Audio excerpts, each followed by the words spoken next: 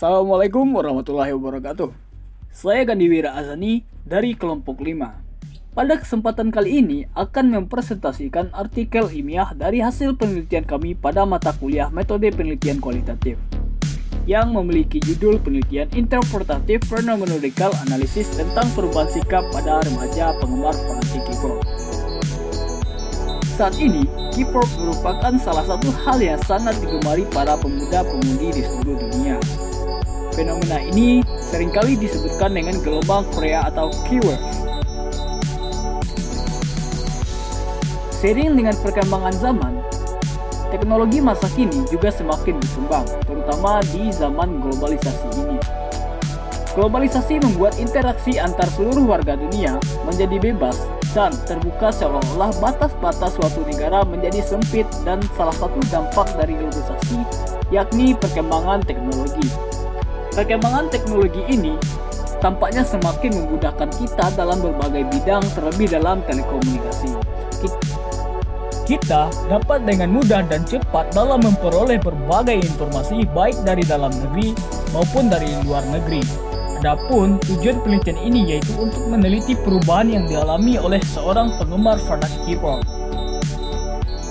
Metode penelitian yang digunakan adalah metode kualitatif dengan menggunakan pendekatan interpretatif phenomenological analysis atau IPA.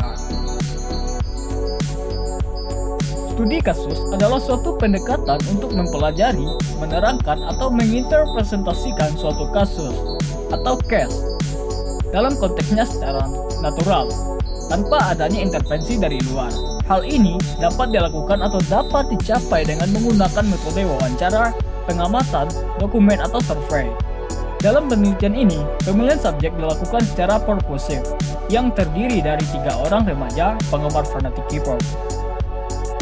Penelitian ini menemukan bahwa subjek mengalami perubahan perilaku antar sebelum dengan sesudah menjadi seorang penggemar fanatik K-pop.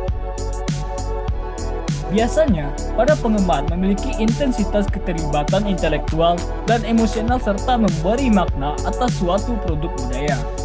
Konsumsi budaya berkaitan dengan pemaknaan individu akan pola yang ingin ia bentuk sebagai identitas diri, dan di tengah padatnya lalu lintas budaya saat ini, beredar berbagai gaya hidup yang diyakini mampu memberikan suatu identitas diri tertentu. Diri sebagai salah satu bentuk keberadaan manusia memerlukan berbagai atribut yang akan membuat diri tersebut menjadi dikenali orang lain. Upaya ini terutama dilakukan melalui gaya hidup yang mampu memberikan suatu identitas bagi diri. Kepopuleran K-pop membuat para K-popers yang begitu mencintai mereka tanpa sadar berperilaku berlebihan.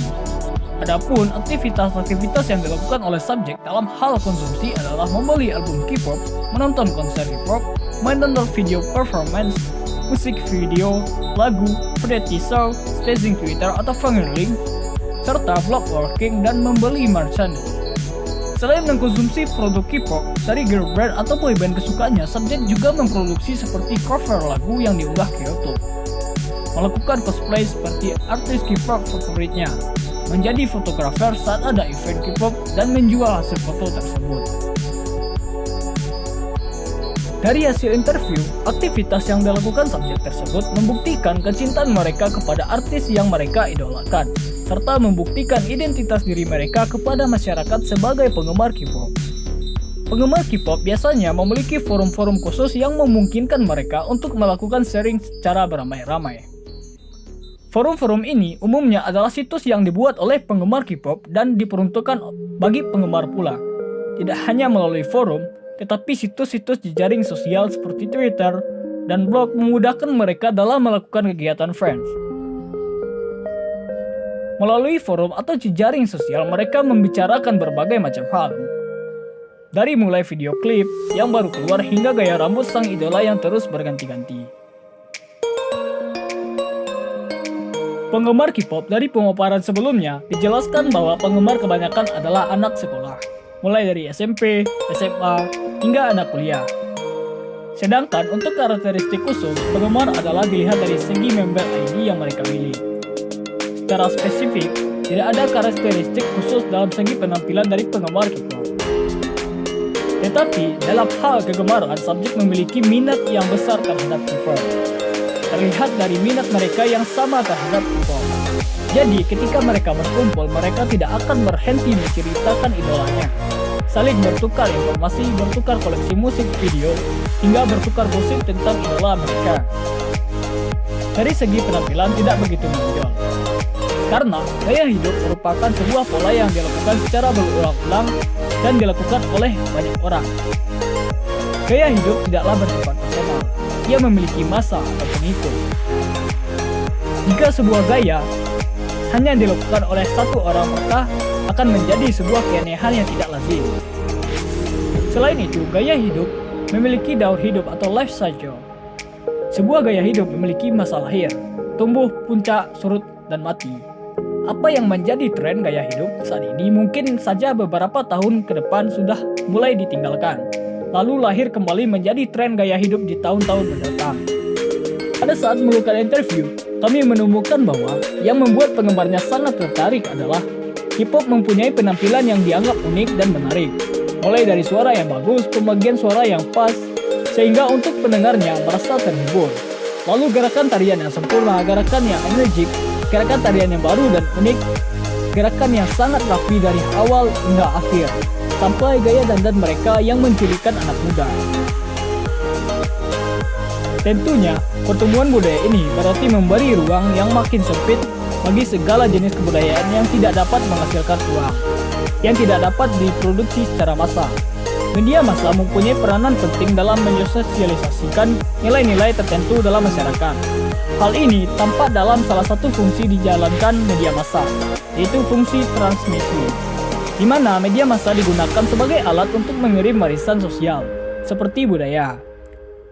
Melalui fungsi transmisi, media dapat mewariskan norma dan nilai tertentu dari suatu masyarakat ke masyarakat lain. Dalam interview, kami juga menemukan ekspresi dan gaya hidup penggemar K-pop yang bergabung dalam komunitas penggemar dan memiliki pengetahuan yang lebih banyak. Mereka tidak hanya mengoleksi lagu, CD original, dan poster. Sebagian dari informan ini mengaku mengoleksi baju, jaket, topi yang biasa mengidentifikasikan mereka bahwa penggemar boyband dan girlband tertentu. Dari semua informan, subjek mengaku memiliki koleksi musik video yang berjumlah banyak yang mereka dapatkan dari mendownload. Mereka juga memiliki koleksi lagu-lagu terbaru yang tengah populer di Korea. Mereka seringkali menjadi rujukan bagi tema-temanya mengenai lagu-lagu terbaru.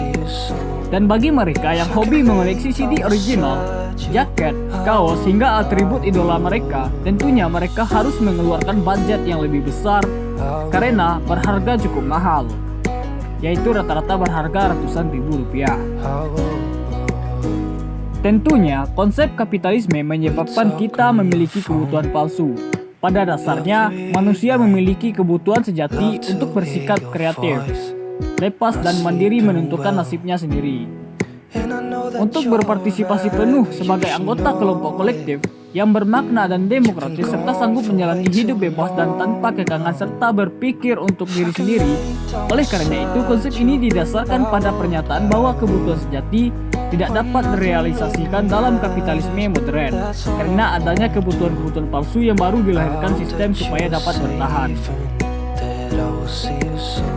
Jadi, hasil dari penelitian kami dapat disimpulkan bahwa subjek penggemar K-pop itu memilih K-pop sebagai idolanya dikarenakan bagi penggemar dari segi kemampuan vokal, tarian, dan juga wajah yang khas dari Korea itu, bagi subjek K-pop itu mampu menghadirkan gaya tersendiri dengan pelafalan yang khas dan gerakan tarian yang energik dan berbeda dengan yang lain. Sehingga K-pop merupakan hiburan segar bagi penggemarnya. Selain itu, penampilan dari K-pop totalitas dari segala aspek.